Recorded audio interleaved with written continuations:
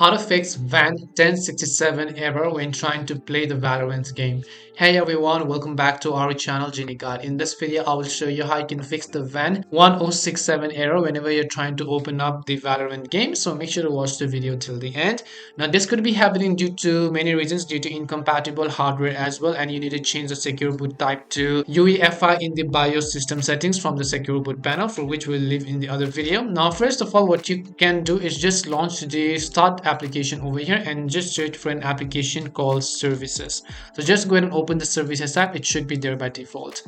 Now under services tab, you want to search for a service called VGC. So just go ahead and search within the V section over here. So let me also just go ahead and do that, and you can see the VGC app over here. Now what you want to do is just right click on it, go to the option called properties, and here it is set to manual. What you want to do is you want to set it to automatic. Once you set it to automatic, apply the changes, hit the OK button, and see if that fixes the issue.